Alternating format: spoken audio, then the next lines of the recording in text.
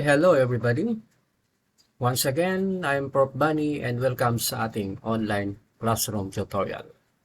So, kung bago ka pa lamang dito sa ating YouTube channel o classroom tutorial, huwag kalimutan mag-likes, mag-shares, and subscribe for support sa ating YouTube channel. And shout out ko lahat ng mga students ng Systems Plus Computer College. And yung topic nito is about the cyberbullying. No, it hurts, it says, it's not okay. So, isang comment lang, isang post, isang screenshot, o isang group chat message. Nakala mo simpleng joke lang, Pero paano kung yung taong pinagjokan mo, buong araw nang iniisip kung bakit ginawa yon? Okay, so once again, hello everyone, welcome back to my YouTube channel. For today's video, pag-usapan natin ang isang serious issue na mangyayari hindi lang sa classroom, kundi pati na rin sa social media, group chats at online communities, ang cyberbullying. At ang topic natin ngayon ay cyberbullying in school, joke lang ba or nakakasakit? So what is cyberbullying? Ang cyberbullying ay kapag ginamit ang cellphone, social media, messaging apps, online games o iba pang digital platforms para mang-insulto, manghiya, manakot o paulit-ulit na mangabala sa ibang tao. Okay? So, example tayo. May student na nag-post ng picture, tapos nag-comment ng masakit na salita tungkol sa kanya. Or may gumawa ng group chat para pagtawanan isang classmates. Mag-share ng embarrassing photo or video na walang permission. O kaya naman, may gumawa ng fake account para mang-asar or manira na ibang student. Guys, hindi porket online lang na nangyari, ibig sabihin, hindi na ito serious. No? Joke lang. Okay, so isa sa madalas nating marinig, yung joke lang naman.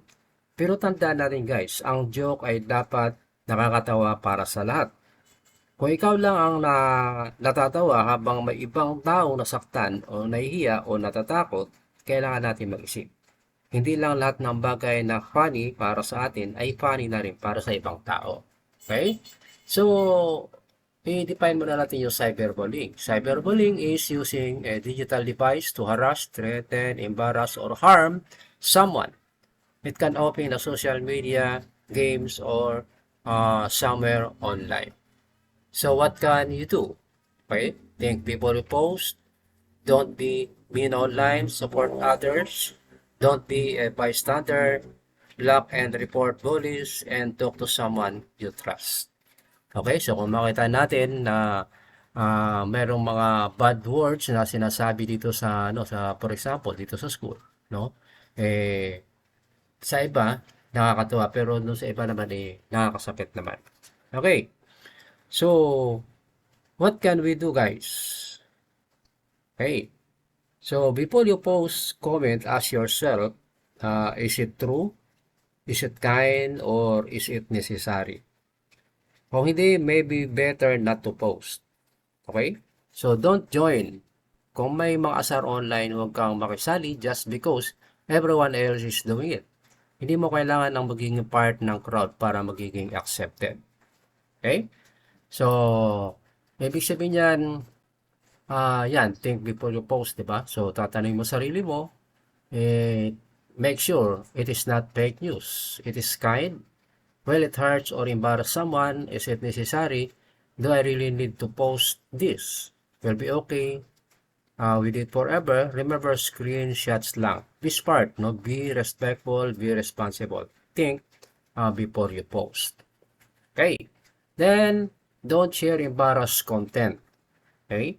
Kung may mga picture or video ng classmates mo na nakakahiya, ayaw mo man i-share.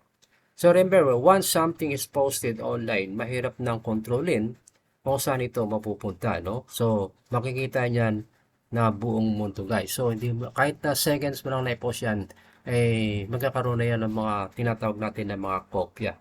Magkakaroon ng mga screenshots. Okay? So think before you share. Respect others' privacy. It can hurt feeling. It can have serious consequences. Be kind online. Okay? Be respectful, be responsible, be a better digital citizen. Okay? So, huwag nating i-share. Next, ask evidence and ask for help. Kung ikaw naman ay nakaranas ng cyberbullying, huwag mo isipin na kailangan mo harapin ito ng mag-isa. Okay? So, keep screenshots or other evidence and tell trusted adults. Mga parents, mga teachers, guidance counselor, or school administrator. Asking for help is not a weakness. It's a responsible thing to do. So, if something bad happen online, don't stay silent. Take action. So, magkano ka ng mga screenshot, mag-save ka ng mga messages, yung mga profile, link, and dates. So, don't delete. Keep the evidence safe and don't delete anything. Report the issue to platform or website and talk to a trusted adult, teachers, or the authority. Okay, so sino yung pwede mo kausapin? Yung mga trusted adult, yung parents, teacher, counselor, and the school authority. Okay? So, remember guys, the golden rule, no? Treat others the way you want to be treated. So, be kind, be respectful, be considerate, be caring, and be positive. So, gaya ng sinabi ng golden rules, okay? Treat people online the same way you want to be treated online. Kung ayaw mong pagtawanan ka publicly, huwag mong gawin sa iba. Okay? So, kung ayaw mong i-share ang embarrassing photo mo guys, huwag mong i-share ang embarrassing photo na iba.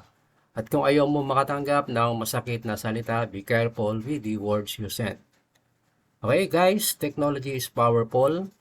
Social media can connect us, entertain us, and help us learn. Pero dapat ginagamit natin ito responsibly.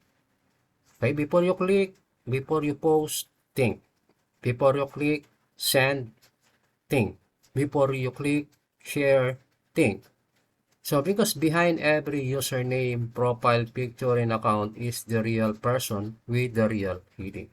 So, wag maging dahilan kung bakit may taong natatakot pumasok sa school dahil sa nangyari online. Instead, let's use technology to support, respect, and encourage one another. So remember, be smart online, be kind online, and most important guys, be responsible online. So this is your reminder that simple click can hurt, but simple act of kindness can also make a difference. Thank you for watching. If you learned something from this video, don't forget to like, share, and subscribe. And remember, stop cyberbullying. Think before you click, be kind online. See you on my next tutorial. Okay, bye-bye.